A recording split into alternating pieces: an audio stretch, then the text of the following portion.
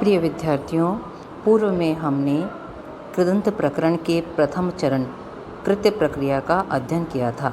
तत्पश्चात पूर्व कृदंत को आरंभ करते हुए कतिपय सूत्रों की व्याख्या उदाहरणपूर्वक और रूप सिद्धि पढ़ी थी। आज हम उसी क्रम को आगे बढ़ाते हुए अगले सूत्र की व्याख्या करते हैं। अगला सूत्र है आपका इगुपद ज्ञा प्री किरह का। इसका अर्थ क्या है? एक उपधा वाली ज्ञा धातु, प्री धातु और क्री धातुओं से परे क प्रत्यय होता है। एक उपधा वाली यानी जिनकी उपधा में ई उ ह्रस्व इकार, उकार, ऋकार और ऋकार है, या ज्ञा धातु या प्री धातु या फिर क्री, क के नीचे डबल ऋषि वाला री, क्री विक्षेपे, इन धातुओं से परे क प्रत्यय होता है। प्रथम उदाहरण है इसमें आपका बुधा, बुध धातु क प्रत्यय। अब उपधा किसको कहते हैं? अलो अंत्यात पूर्व उपधा, अंतिम जो स्वर या व्यंजन है उससे बिल्कुल पहले वाली वर्ण की उपधा संज्ञा होती है। तो बुध में ध, उससे बिल्कुल पहले क्या आ रहा है? उ, तो उ आपका क्या है? उपधा संज्ञक है।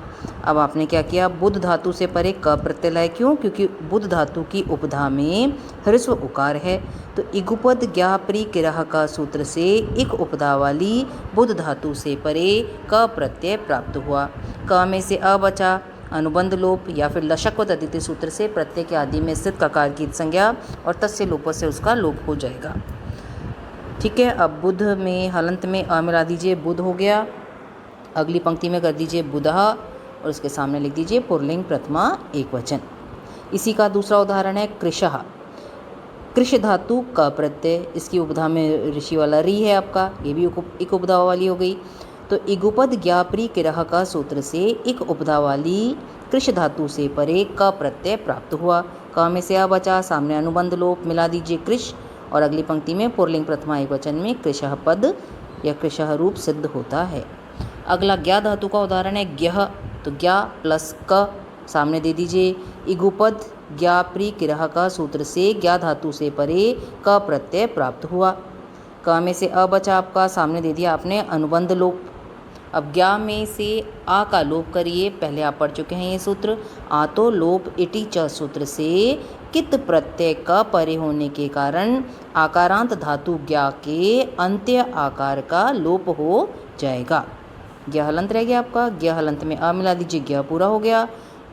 अगली पंक्ति में विसर्ग लगा दीजिए और उसके सामने दे दीजिए पुल्लिंग प्रथमा एकवचन। प्री धातु का उदाहरण है प्रियः, ये पद आता है परीक्षा में। प्री धातु क प्रत्यय, इगुपद ज्ञा प्री किरह का सूत्र से प्री धातु से परे क प्रत्यय प्राप्त हुआ। क में से अ बचा, सामने लिख दीजिए अनुबंध लोप। अब प्री धातु में हमें प्री छोटा चाहिए प्रियः बनाने के लिए और यह भी चाहिए, तो प्री धातु में बड़ा ई जो है इसके स्थान पर इयंग आदेश करिए। तो प्रहलंत रह गया, इयंग आदेश किया आपने, प्लस अ है ये आपका। सामने सूत्र दे दीजिए, ये आप पढ़ चुके हैं। अचिष्णु धातु भ्रुवाम यवोरियंगु वंगौ सूत्र से अजादि प्रत्यय परे होने के कारण ई वर्णांत धातु प्री के ईकार के स्थान पर इयंग आदेश होगा। ठीक है। अब इयंग में से ई छोटा यह हलंत शेष रखिए, सामने दे दीजिए अनुबंध लोप। अब मिलाइए, प्रहलंत में ई मिला छोटा तो प्री, य में अ मिल गया प्रिय, इसके सामने कुछ नहीं लिखना। अगली पंक्ति में प्रियः और उसके सामने दे दीजिए पुल्लिंग प्रथमा एकवचन। अब क्री धातु का उदाहरण है क्री विक्षेपे धातु का किरह, क्री प्लस क प्रत्यय, सामने दे दीजिए इगुपद ज्ञा प्री किरह का सूत्र से क्री धातु से परे क प्रत्यय प्राप्त हुआ। क में से अ बचा, अनुबंध लोप। क्री धातु में बड़ा ऋषि वाला जो री है इसके स्थान पर इर आदेश करिए, तो क हलंत रह गया, री के स्थान पर ई छोटा र हलंत किया आपने, प्लस अ है ये आपका। सामने दीजिए आप सार्वधातुक आर धातु कयो सूत्र से क्री धातु के ऋकार के स्थान पर गुण अर आदेश प्राप्त होता है। ये काम हम पहले भी कर चुके हैं, किंतु इसका निषेध करके ऋत इद धातु सूत्र से रिवर्णांत धातु क्री के ऋकार के स्थान पर इर आदेश होगा।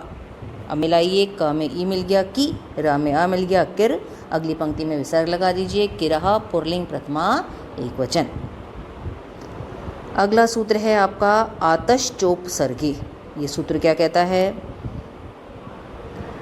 उपसर्गे यानी उपसर्ग के उपपद होने पर आतः यानी आकारांत धातुओं से परे च यानी वही प्रत्यय, तो कौन सा प्रत्यय चल रहा है हमारा?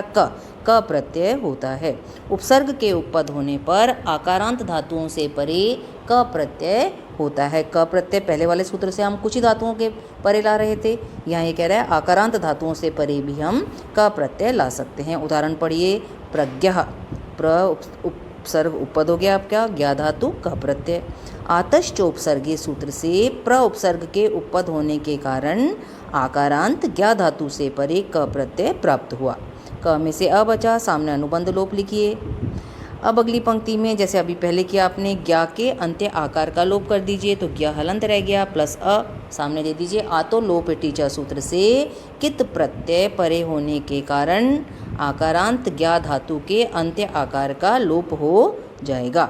अब सबको मिलाइए, प्रज्ञ बन गया, पुल्लिंग प्रथमा एकवचन में प्रज्ञः पद सिद्ध होता है आपका।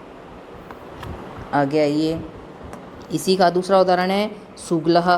बनाइए सु, अब यहाँ पहले क प्रत्यय नहीं ला सकते हैं, कारण बताते हैं आपको। सु ग्लई धातु है आपकी, क प्रत्यय नहीं ला सकते क्योंकि आपने क्या पढ़ा?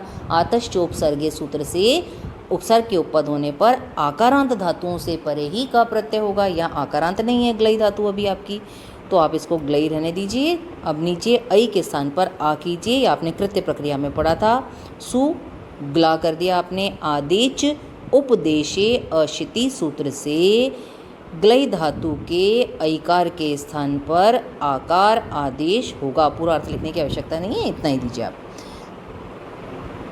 अब ज्ञा आ हो गया, ये आकारांत हो गई, तो अगली पंक्ति में आप क प्रत्यय ले आइए। सु ग्ला प्लस क, आतश्च उपसर्गे सूत्र से सु उपसर्ग के उपपद होने के कारण आकारांत ग्ला धातु से परे क प्रत्यय प्राप्त हुआ। अब पूरी प्रक्रिया वही है। क में से अ बचा आपका, सामने अनुबंध लोप, ग्ला धातु के आ का लोप कर दीजिए अगली पंक्ति में। सु ग्ल हलंत रह गया प्लस अ, आतो लोप टीचा सूत्र से कित प्रत्यय का परे होने के कारण ग्ला धातु के अंत्य आकार का आपने लोप कर दिया।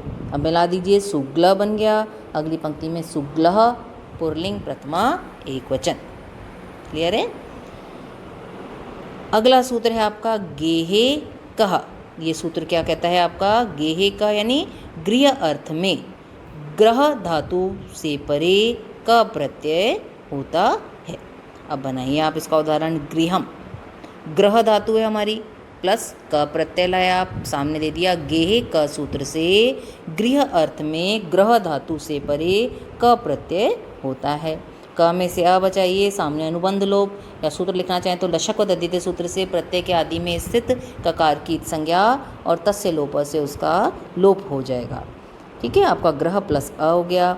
अब ग्रह में ग्रह में क्या क्या है? ग हलंत, र हलंत, अ और ह हलंत।